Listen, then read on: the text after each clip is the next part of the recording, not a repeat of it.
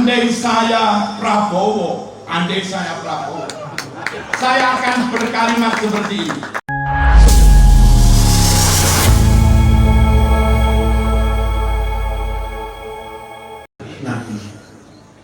Kita harus beribadah untuk sholat tak ditunggalani yang itu sesuai dengan ajarannya Kanjeng Nabi. Kalau dalam berislam, beribadah, beramal mboten podo karo ajarannya Nabi, maka amal orang itu ditolak, nggak diterima. Wajib berikhtiar, terus pun dicarani. Meskipun kita bodoh awam, tapi tetap berusaha sebisa-bisanya, akidahnya, imannya, rukun Islamnya, ibadahnya, muamalahnya tidak menyimpang dari yang diajarkan Rasulullah SAW. Kanjeng Nabi dawuh, man amila amalan laisa alaihi amruna fahuwa raddun. Sapa wonge nglakoni amal tidak sesuai dengan yang kami perintahkan, enggak sesuai dengan yang diajarkan Kanjeng Nabi, fahuwa raddun, maka amal orang itu ditolak. Paham ya? Nabi juga bersabda, taraktu fikum amrayn, saya tinggalkan buat kalian semua dua perkara, dua pusaka, dua pegangan. Lan tadillu ma in tamassaktum bihima. Kamu nggak akan tersesat, kamu pasti selamat asalkan berpegang teguh dengan perkara yang kami tinggalkan tadi, pusaka dua itu. Tapi kalau kamu nggak berpegangan dua pusaka itu, celaka sampean. Apa itu? Kitab Allah wa sunnat Rasulih, Al-Quran dan Sunnah. Permasalahannya kita nggak mondok, kita nggak khatam Quran, nggak khatam tafsir. Bagaimana cara berislam sesuai dengan Quran? Wong nggak ngerti isinya Quran, ya enggak? Kita nggak mondok, nggak pernah khatam Sahih Bukhari, nggak pernah khatam Sahih Muslim, bahkan Riyadhus Shalihin pun nggak pernah khatam. Wong memang kita awam.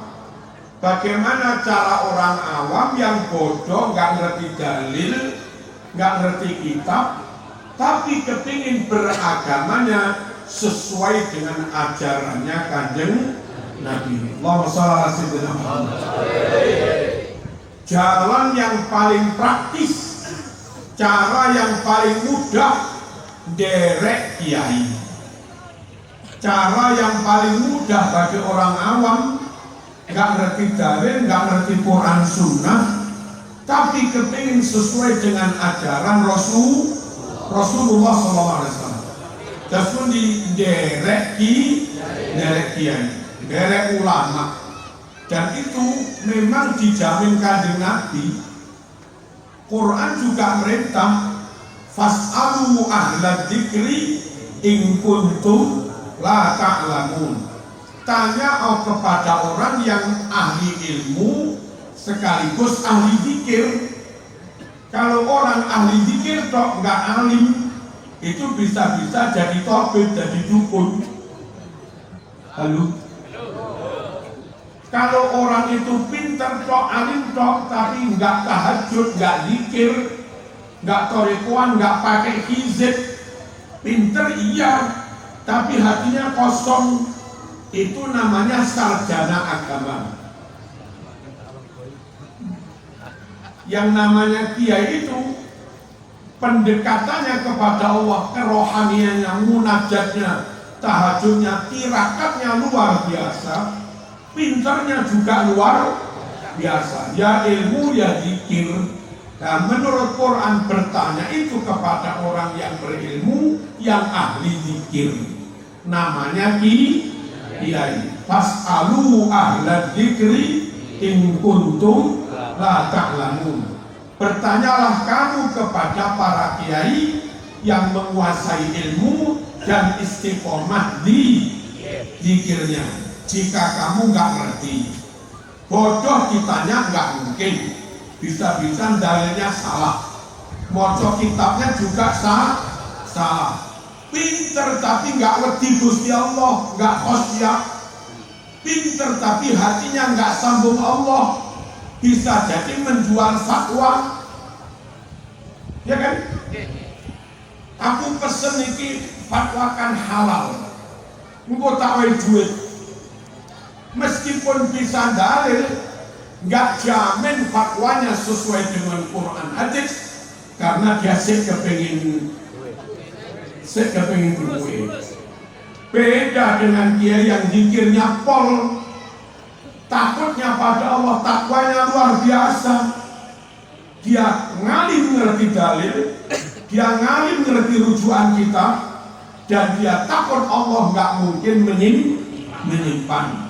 Kepada mereka lah kita bertanya, fas'alu ahla dzikri in kuntum la ta'lamun. Allahumma shalli ala sayyidina. Nabi juga dawuh, man parlada aliman laqiyallaha saliman. Sopo sing manut kiai, siapa yang manut kiai, matinya mesti selamat, meskipun nggak tahu dalil, pokok ibadahnya sudah.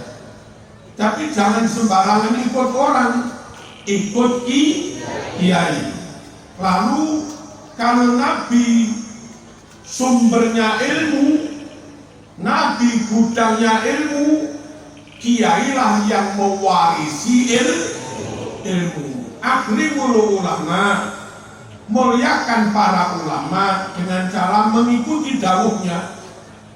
Muliakan para ulama, fa innahum warathatul anbiya.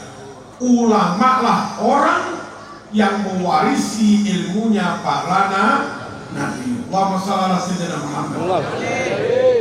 Hadirin, kiai seperti Rais Suriah ini dan yang lain-lain, apalagi kiai besar Kiai Maimun Zubair, Kiai Huda Ploso, Kiai Kafabilir Boyo, terus Gus Kubab Sarang, putrane Mbak Maimun Zubair, Gus Musrem Rembang, Gus Pet Langitan, dulu Mbak Pakai Langitan, Mbak Wan Mansur Lirboyo, itu nyata benar-benar alim, layak diikuti. Dari mana Marzuki kok tahu beliau-beliau alim? Satu, hari-hari pekerjaannya membaca kitab, hari-hari pekerjaannya mengajar kitab, dan sehari nggak hanya satu kitab, nggak hanya sekali mengajar, bisa 2-3 kali. Bendino lelek bendino nyun sewu mulang kitab ping pindho, sekali ngajar 2 halaman, sehari 4 halaman, 10 hari 40 halaman, 1 bulan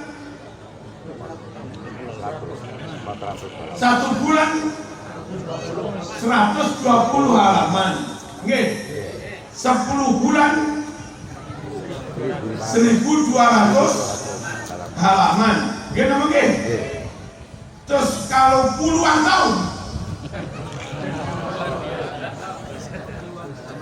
kalau saya katakan yang alim itu kiai, saya nggak membual. Memang tenanan asli, wong bendino pendamelane mulang kitab, dan baca kitab bukan hanya ketika ngajar. Mengke piye longgar nggih teng sandinge kitab nggih maca berjam-jam hampir setiap hari. Sungguh salah dan bodoh kalau sampean orang awam manutnya tidak kepada kiai. Halo. Paham napa mboten? Manut harus kepada kiai. Mereka enggak kerja, mereka enggak PNS, mereka nggak pejabat, mereka nggak pengusaha, ya hari-hari pekerjaannya mulai kitab bertahun-tahun, ya mesti ngalimi. Nomor loro, mereka rata-rata orang Jawa pribumi, non Arab, kok bisa baca kitab Arab tanpa kamus?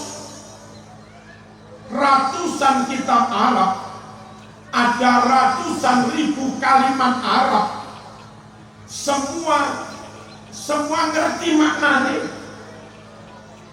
Wong Arab dewe itu kadang nggak ngerti maknanya.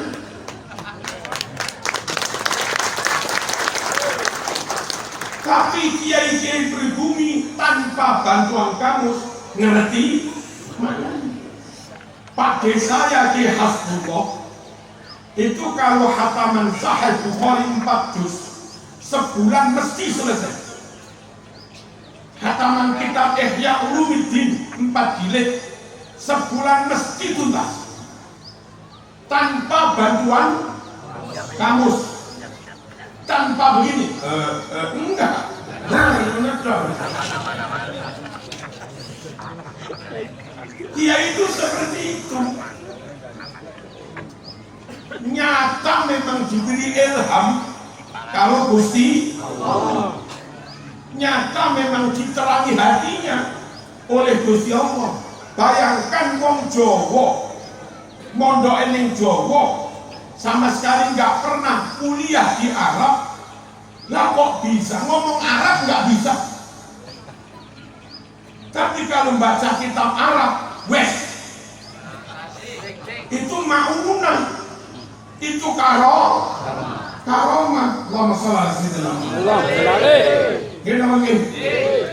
Dan banyak kiai termasuk Kiai Subhan, Kiai Maimun Zubair, Gus Baha, lalu Gus Darwis, Jombang, Rejoso, lalu Kiai Iman, lalu saya lah titik-titik.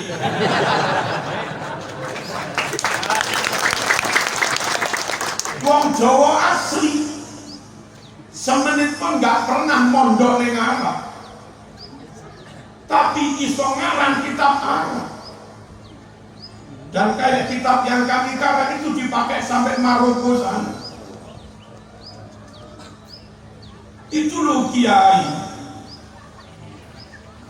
Jadi memang lek kula ngarani kiai itu memang orang yang dipilih Gusti Allah. Kalau Allah saja milih, lalu sampean nggak gelem milih ya kebatut. Allahumma shalli ala sayyidina. Yang ketiga, muridnya kiai alim-alim. Ini Rois Suriah yang alim tadi, itu muridnya Kiai Dimyati Rois. Kiai Kafa Lirboyo, pengasuh Lirboyo sekarang, yang alimnya kayak begitu, itu muridnya Kiai Dimyati Rois. Gus Baha yang pinternya kayak begitu, itu muridnya Kiai Maimun Zubair. Yang bagaimana?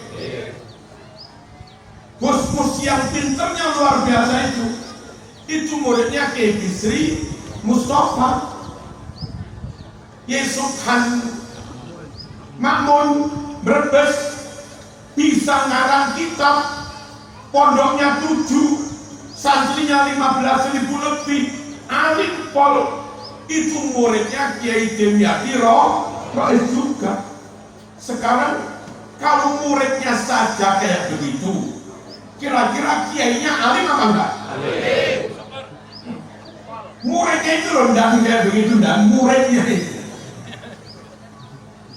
bodoh dan pekok. Kalau ada orang mengatakan kiai nggak ngalim, bagaimana menyimpulkan kiai nggak ngalim? Muridnya saja alim, nopo maneh guru ini. Lanjut lah. Allahumma shalli ala sayyidina Muhammad. Pengorbanannya, meskipun warga bantu, masyarakat bantu, pemerintah juga bantu, alhamdulillah.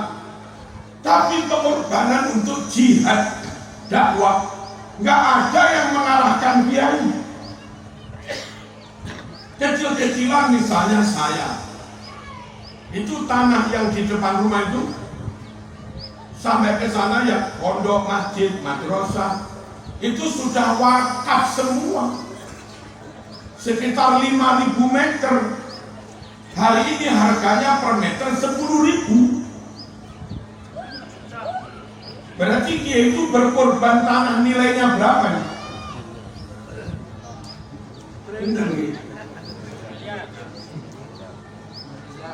Kurang apa pengorbanan kiai?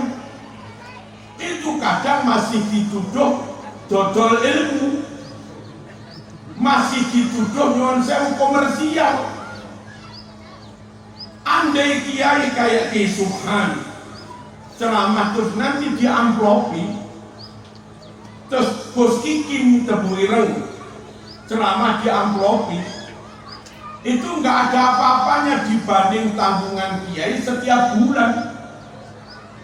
Pengasuh Tebu Ireng itu setiap bulan harus gaji guru, ustadz plus biaya yang lain minimal 1,5 miliar.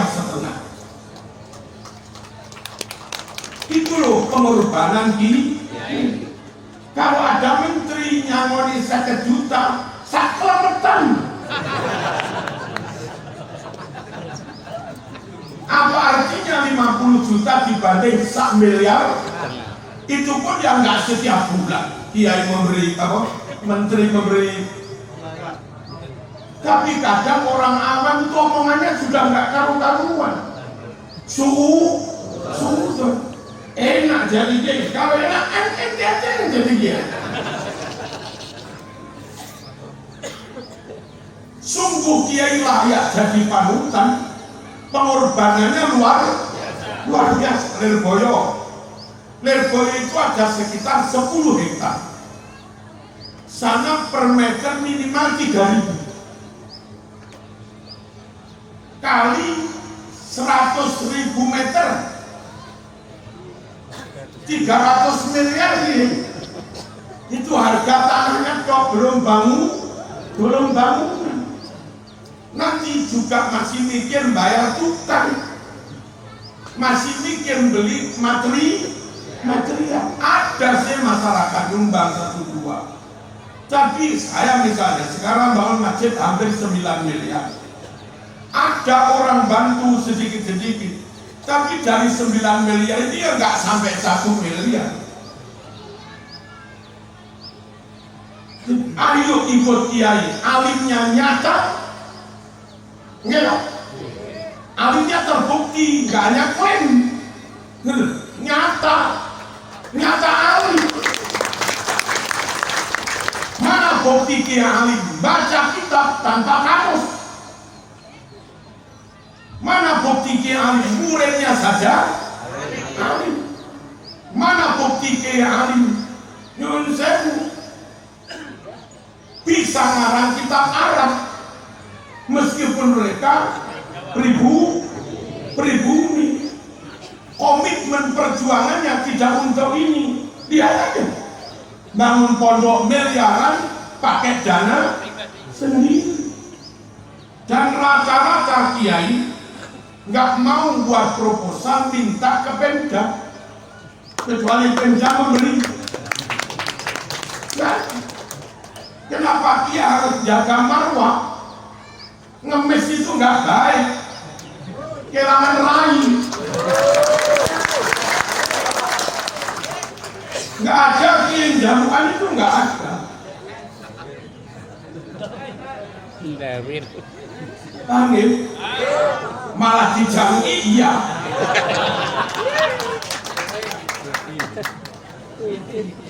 Ada orang alimnya oke, buktinya oke, mentalnya oke, perjuangannya nyata. Ada perintah dari Nabi, ikuti mereka. Terus kita tetap nggak ikut, itu loh alasannya apa? Klim dari Solo, dari Kiai, wah Allahumma shalli ala sayyidina Muhammad. Hadirin rahmatullah. Lalu banyak kiai yang nyata keramatnya. Kita orang tua dua anak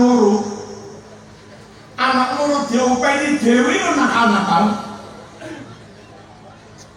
Anak loro dirawat dewi lo nggak pinter.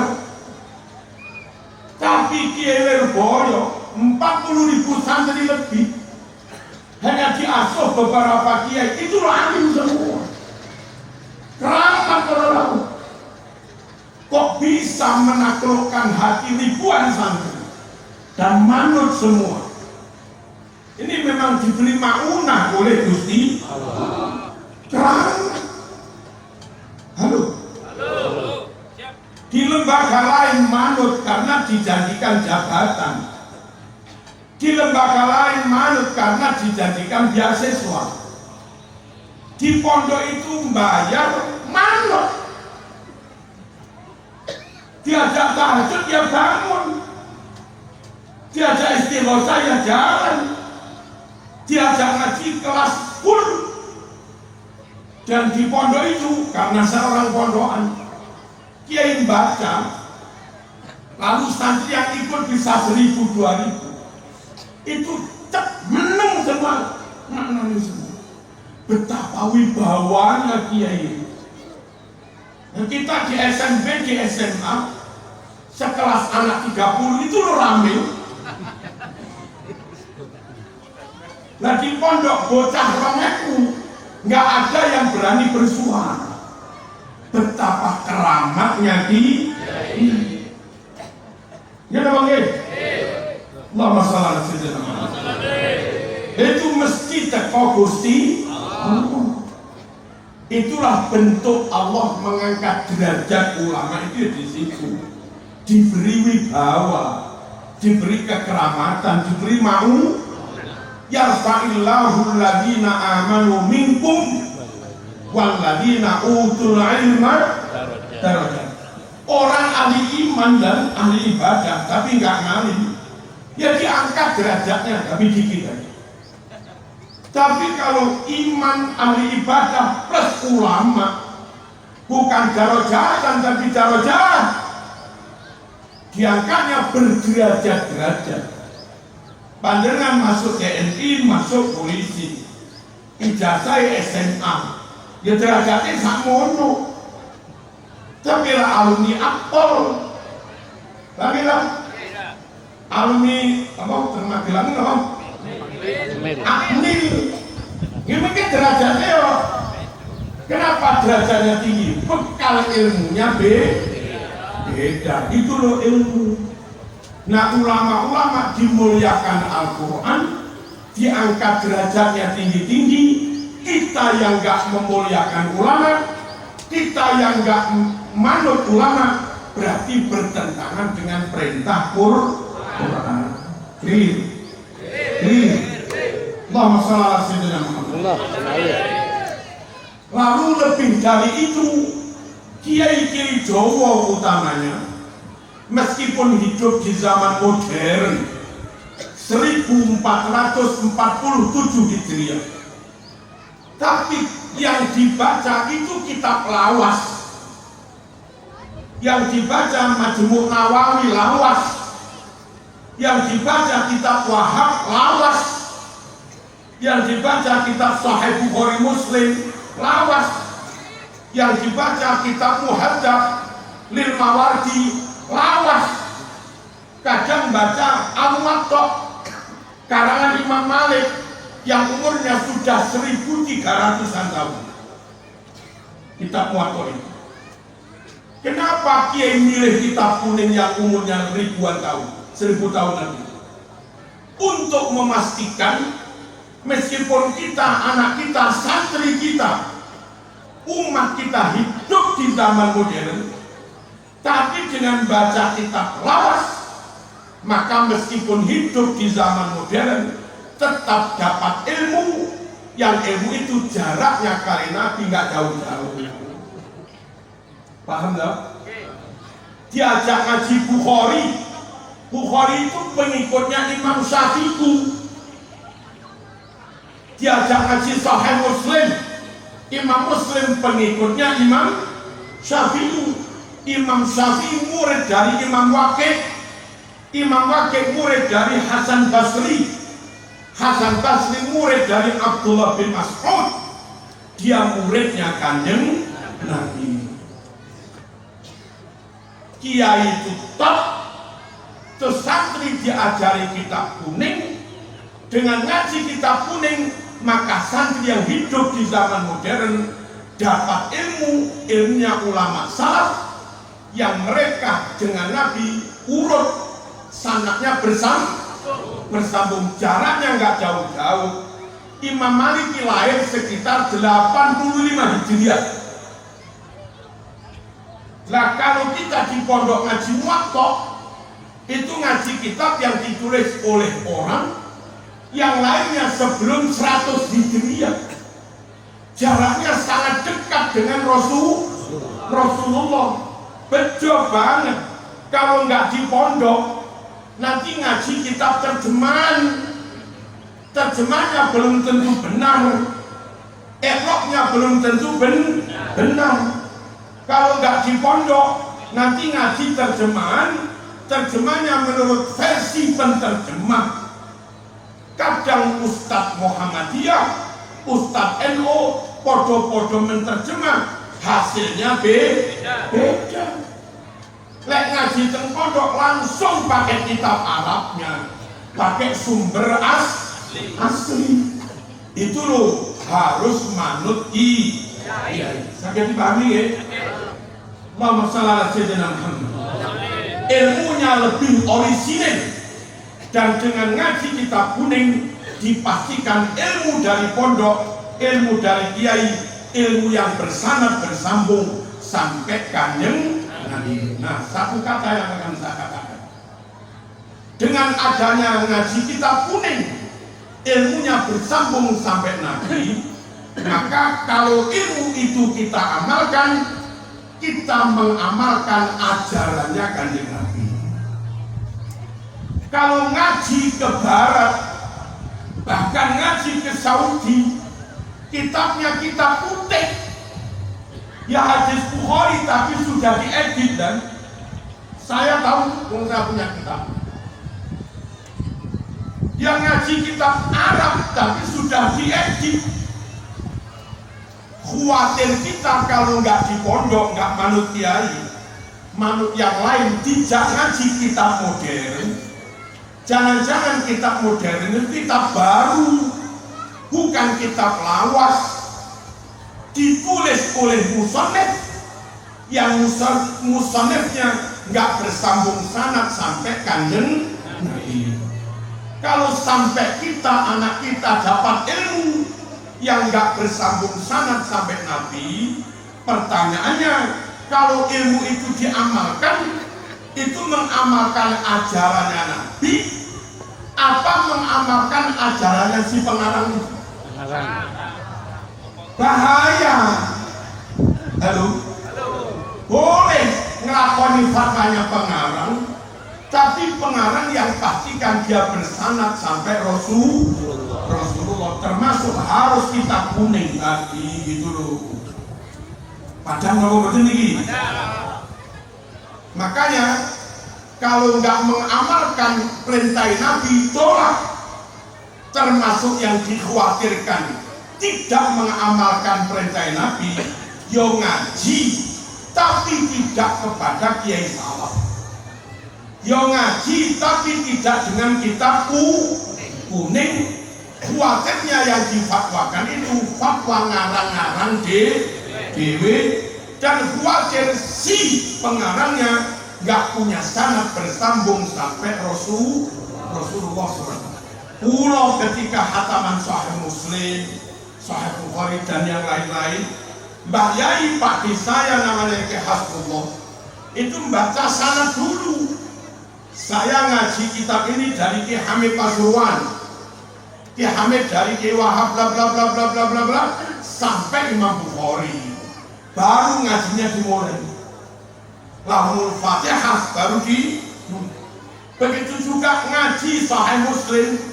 Guru saya ini, dia dari ini, dia dari ini, dia dari ini. Sambung sampai Imam Muslim. Lahumul Fatihah. Ikutlah ki. Ikutlah ki. Allahumma shalli ala sayyidina Muhammad. Yang kelima, kiai membersamai umat. Kiai mendampingi umat. Kiai bersama rombongannya. Kiai bersama cantreknya. Kiai bersama santrinya. Itu yang nyata mendampingi umat mulai lahir sampai mati. Sama dua anak terus akipoan ngundang sholawatan. Sing sholawatan bocah santri murid kiai. Sing ceramah kiai. Mangki rada gede mantu. Sing mengakad nikahi, sing dongani, sing ngaji kiai. Nggih napa nggih?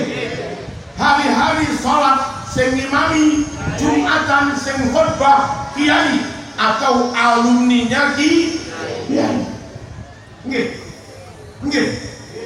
Tahlilan, istighosah, manakipan sinten sing mimpin? Kiai atau muridnya kiai.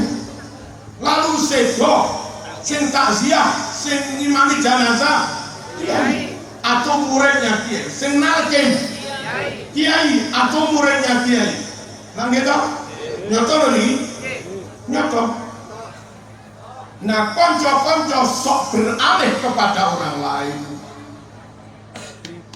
Beralih kepada orang lain karena wajahnya luwih ganteng.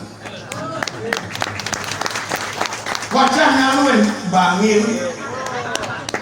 Nggih napa nggih? Jubahnya mantep. Gamisnya mantep. Ditambah lagi klaim aneh keturunan Rasulullah. Yang itu belum tentu karena tanpa bukti, murni klaim saja. Kalau sampai masyarakat awam kayak kita tergoda, terkecoh, tertipu dengan klaim-klaim seperti itu, lalu kau tinggalkan kiai yang nyata lagi, kau tinggalkan kiai yang nyata mendampingi umat mulai lahir sampai talqin di kuburan, lalu beralih menjadikan mereka jadi panutan. Pertanyaannya, apa mereka khatam Sahih Bukhari?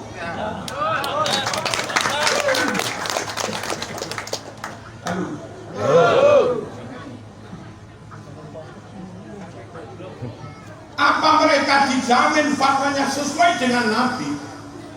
Mana mungkin dijamin Nabi? Bukhari aja nggak pernah ngaji, Sahih Muslim nggak pernah khatam. Nah gitu, apalagi kitab Ihya. Kalau ngomong saknotone mawon, tidak dalam rangka menghina siapa-siapa, tapi jangan terkecoh, jangan tertipu dengan penampilan gitu. Monggo mereka dihormati kalau layak dihormati. Monggo kita ajak ukhuwah kalau memang mereka mau berukhuwah. Wong padha menungso nih, padha Islam. Lanjut lah. Tapi kalau sampai hatimu beralih dari manut kiai kepada mereka, apa mereka sa'alim Mbah Maimun Zubair? Apa mereka sa'alim Mbah Huda Ploso? Halo? Apa mereka sa'alim Mbah Kafabilir Boyo? Apa mereka sa'alim Ki Ma'ruf Amin? Yang bisa ngarang kitab berbahasa Arab juga berbahasa Inggris. Ya jauh apainnya sama bersumur minyak.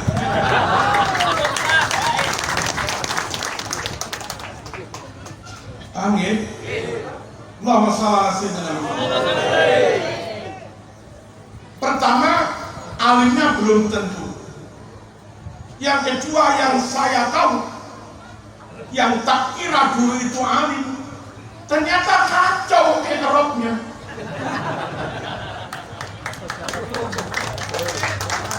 Memaknai ayat laqad ja'akum rasulun, ja itu fi'il madhi, Rasulin itu fa'il. Mestinya maknanya demi Allah teman-teman yakti ustaqo ing sira kabeh. Kum niku ing sira kabeh. Makul to? Sapa sing teko? Rasul namanya Muhammad sallallahu alaihi wasallam. Rasul kuwi fa'il. Lah orang yang kita juga alim dan orang Jawa Tengah menganggapnya alim. Kebetulan dari sini jaraknya hanya selisih 2 kabupaten. Tahu 2 kabupaten itu apa? Ke selatan, ke barat,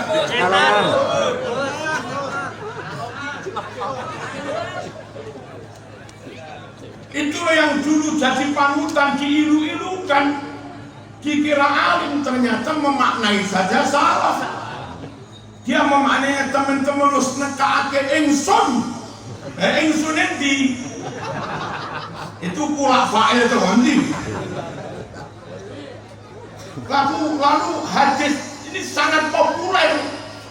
Man ra'a minkum mungkaron. Man utawi sapa wong iku ra'an weruh sapa man. Minkum saking sira kabeh weruh mungkaron ing perkara kan mungkar. Fal yughayyiru maka rubahlah kemungkaran. Nah, dia membacanya man ra'aitul mungkar. Ketoro banget, enggak tabakhur. Ketoro banget, enggak berilmu. Lalu menframingnya ini loh, karangannya banyak. Karangan itulah ada timnya. Salah satu timnya sudah keluar, cerita ke saya.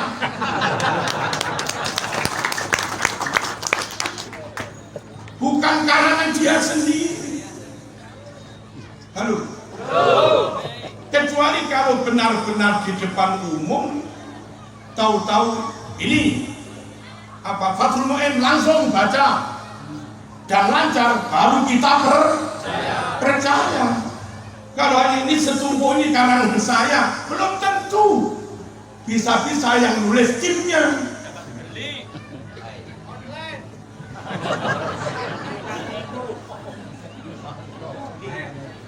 Allahumma shalli ala sayyidina Muhammad. Kalau saya manut Mbah Maimun Zubair, ya memang benar-benar alim, benar-benar ngarang kitab, benar-benar sehari-hari ngajar kitab, mutalaah kitab. Lalu nyuwun sewu.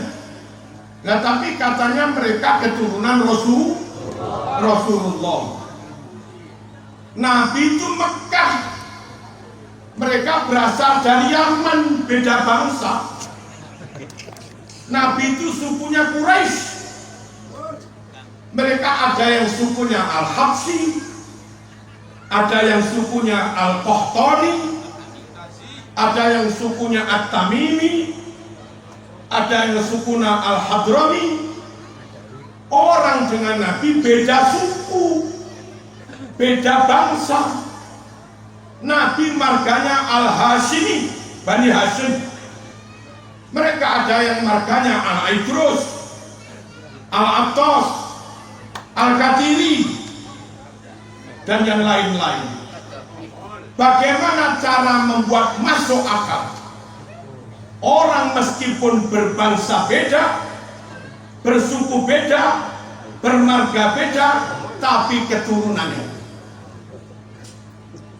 Kalau ada orang Jogja ganteng, ayu, berperadaban mulia, pinter, wibawa, katanya keturunan Hamengkubuwono, pantaslah, sama-sama Jogjanya, sama-sama Mataramannya, karakternya sama. Tapi kalau ada orang Papua, suku Asmat, ngaku keturunan Hamengkubuwono, gimana cara?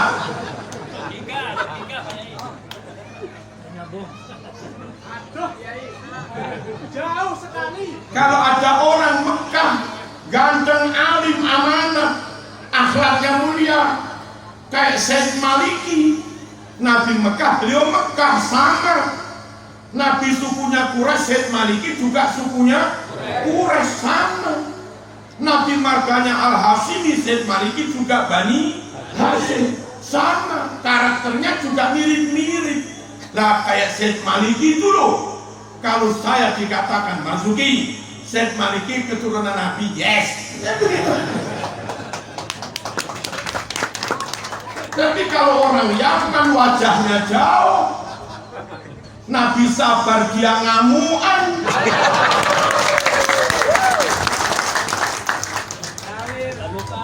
Nabi Fatana cerdas luar biasa.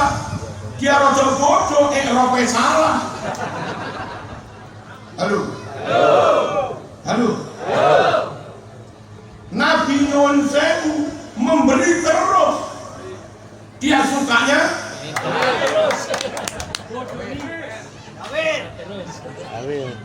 lalu akhlaknya beda, wajahnya beda. Menurut kitab Ihya, jenggotnya Nabi itu ali melebar.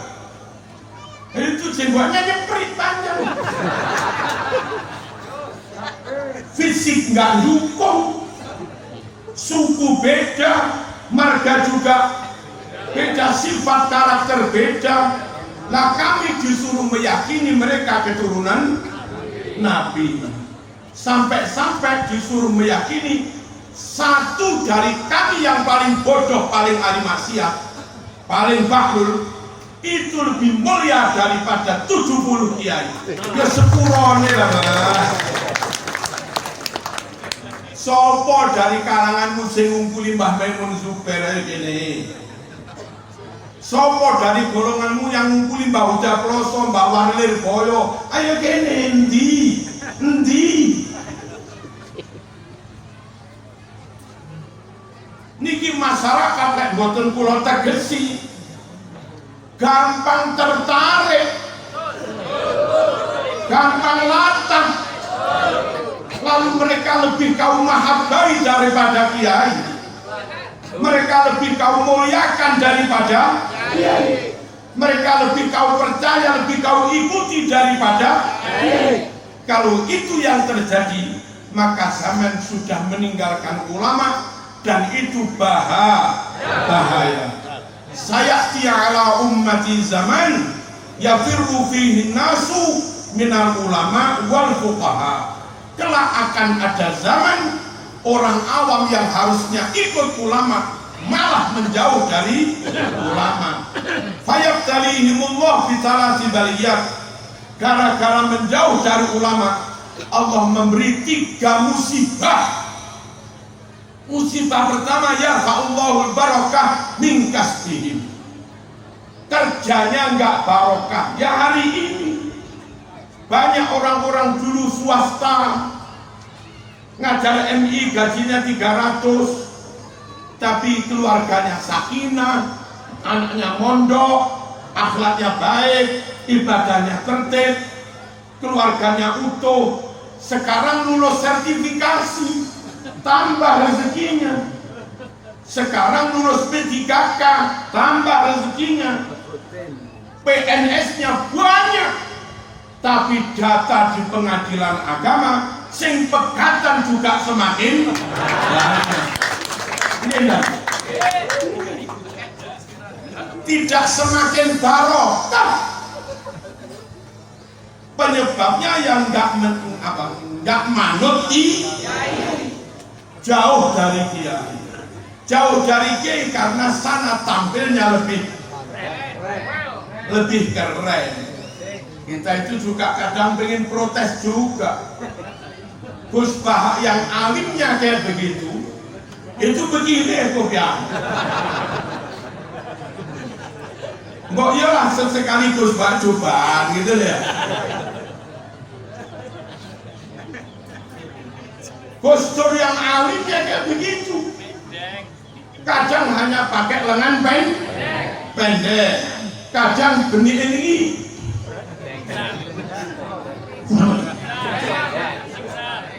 Ngoten niku. Kopi ayam ini barang. Kita itu nggak mementingkan penampilan. Tapi mohon warga masyarakat jangan tertipu. Itu meskipun tampilannya kayak begitu, ngarang kitab banyak. Itu meskipun tampilnya begitu, santrinya ribuan. Meskipun tampilnya begitu, malam tahajud. Cuma memang kiai nggak menampakkan itu di depan umum gitu loh. Dong? Paham ya? Allahumma shalli ala sayyidina Muhammad. Ikut kiai jangan ikut yang lain. Kalau ikut yang lain mereka rata-rata nggak ngalim meskipun berjubah. Nggak ngalim meskipun pakai serban. Tadi di HP saya dapat share-sharean, mereka tampil di depan umum takbiran. Takbiran itu anak TK saja apal, anak MI Madin apal. La ilaha illallah wahdah sadaqa wa'dah wa nasara 'abdah, kita apal. Mereka itu ngerepek neng HP, kowe macane keliru. Tapi coba saya mending ikut kiai yang tampilnya biasa. Siang imami, pada zuhur malah kitab, pada isya malah kitab, lalu ceramah di masyarakat, pada subuh malah kitab lagi. Meskipun tampilnya biasa daripada mereka yang malam cobaan, siang dodol ngewangi ning pasar. Ya bangga. Ya. Menang casing. Menang bungkus. Napa? Menang bungkus. Kalaupun katanya keturunan Nabi, mana buktinya? Kenapa kok minta bukti? Lah karena janggal. Orang beda bangsa, beda suku, beda marga, beda wajah, beda karakter. Lah kok ngaku keturunan Nabi itu kepri ben gitu. Saya mending lebih percaya pada kiai yang nggak mengandalkan nasab siapa-siapa, tapi nyatanya kealimannya luar biasa gitu loh. Paham ya? Lalu nyun sewu, mereka juga rata-rata nggak mondok. Pondok Lirboyo hampir 100% wong pribumi, santri maupun ustadznya. Pondok Kloso hampir 100% pribumi, santri maupun ustadznya. Sehingga karena yang mondok rata-rata pribumi, kalau 30 tahun ke depan yang alim itu kaum pribumi, ya wajar. Memang yang mondok kaum pribumi. Lah dari mereka jarang yang mondok. Sukanya ya keliling-keliling sholawatan.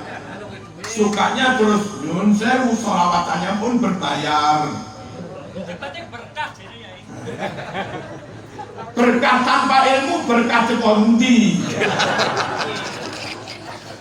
Andai saya Prabowo, saya akan berkalimat seperti ini. Berkah tanpa ilmu ndasmu. Tapi saya tutup Prabowo, jadi nggak jadi ngucap ini. Loh, andai.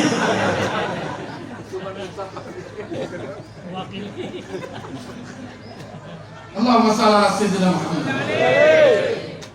Nyata yang ngajar pondok itu wong Jawa, yang santrinya juga wong Jawa. Kalau sekarang yang alim wong pribumi, 30 tahun ke depan yang alim juga tetap kaum pribumi. Memang nyatanya begitu kaderisasi di pondok itu, transfer ilmu. Lah mereka yang hari-hari di pasar dodol minyak wangi, kok tahu-tahu nanti malam jadi alim itu loh terus.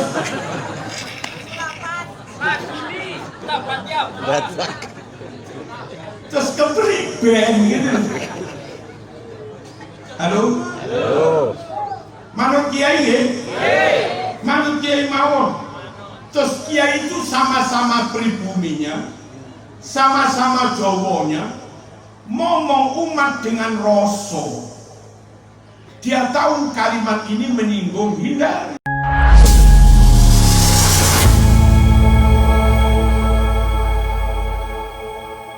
Itulah tadi ceramah yang sangat luar Kita biasa harus dari Kiai beribadah Masjid untuk Mustamar yang sholat membeberkan satu beberapa hari fakta dan yang itu hal penting sesuai dengan kepada para ajaran jemaah. Kanjeng Semoga saja Nabi. ini bisa mencerahkan kita Kalau semua. dalam berislam, Bagaimana menurut pendapat teman-teman semua? beribadah, Silakan lanjut di kolom komentar. Terima kasih. beramal, Selamat menikmati. Kita jumpa boten lagi di video podo selanjutnya. karo Assalamualaikum warahmatullahi ajaran wabarakatuh.